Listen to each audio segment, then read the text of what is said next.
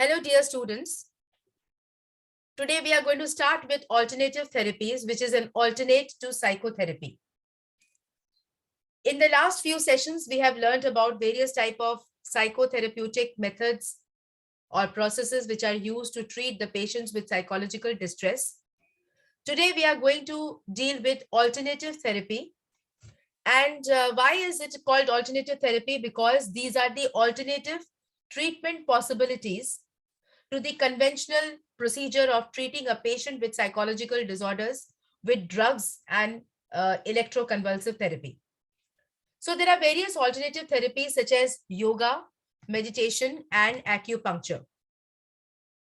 Yoga, as it is commonly called today, either refers to only the asanas or the body posture component, or to breathing practices and even to pranayama, or even a combination between the two.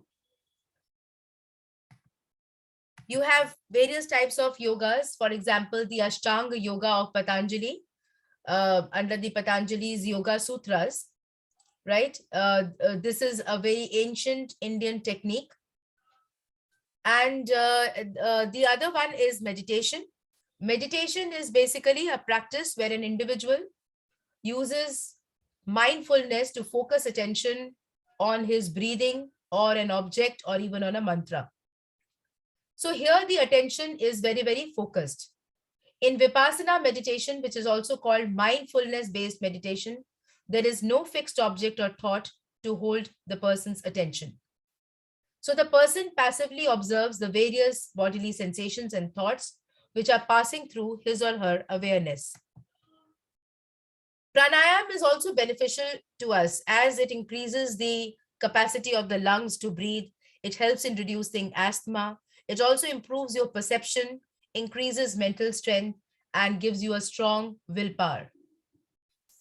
So pranayama is used in order to basically focus on your breathing practices, which helps the person to live a healthy and long life. Among the yogas, we have the popular amongst them is the SUDARSHAN KRIYA yoga, which is called SKY. It is a low-cost, low-risk method in order to reduce the impact of stress, anxiety, and post-traumatic stress disorders. Also, it helps in curing substance abuse and results in the rehabilitation of criminal offenders. It has been used as a public health intervention technique to reduce post-traumatic stress disorder in the survivors of those people who have suffered mass disaster. Yoga techniques enhance the well-being, help in elevating the mood of a person, help in maintaining attention, mental focus, and tolerate stress. With a proper training by a skilled teacher and a 30-minute practice every day, it can result in great benefits. NIMHANS, or the National Institute for Mental and Health and Neurosciences, has shown that SKY or SUDARSHAN KRIYA yoga is very much beneficial in reducing depression. Kundalini yoga, as it has been taught in the West, especially in USA, is highly effective in the treatment of mental disorders. The Institute for Nonlinear Science in the University of California, San Diego, USA, has found that Kundalini yoga is effective in the treatment of obsessive compulsive disorder. If you recall, obsessive compulsive disorder is being preoccupied with a particular thought or indulging in a particular habit compulsively, like washing of hands, counting, etc. Kundalini yoga has a unique trait of combining pranayama or breathing techniques with the chanting of mantras. We can prevent episodes of depression with the mindfulness meditation that is also referred to as the VIPASANA meditation. This meditation helps the patients to process the emotional stimuli better and thus prevents biases in the processing of these stimuli. So with this, we come to an end to the alternative therapies. Now coming to the next topic, which is rehabilitation of the mentally ill. The psychological disorders, once treated, once the symptoms they get reduced, and the patient wants to come back to his normal life so that he can improve the quality of life. In such a case, the patient needs to be rehabilitated or put back to the same situation from where he actually came. So it is a dynamic, health-oriented process that assists a person who is suffering from a psychological distress to achieve the greatest possible levels of physical, mental, social, and spiritual functioning.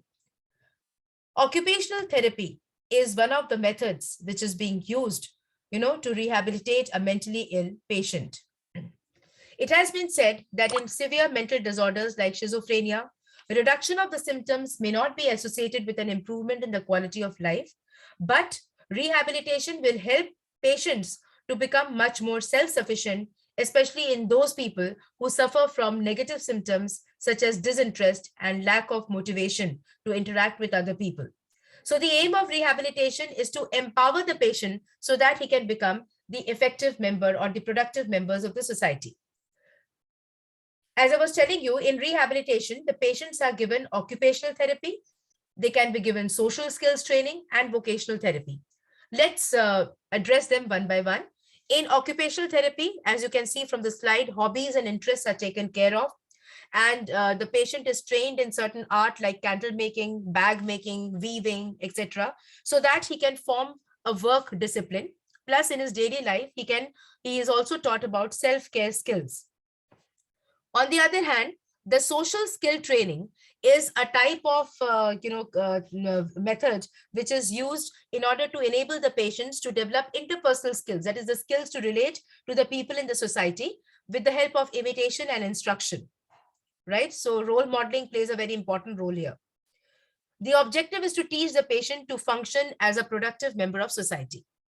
Cognitive retraining is given to improve the basic cognitive functions such as memory, attention, and executive function. After the patient improves, vocational training is given so that he can be provided with specialized training in a particular job, and he can gain the skills in order to pick up a productive employment. So with this particular thought that people suffering from psychological distress, they should be able to again become a productive member of the society, improve their quality of life, and reduce those psychological the distressful symptoms, right? So with this hope, we end this particular chapter. I hope it has been clear to you. Thank you and have a good day.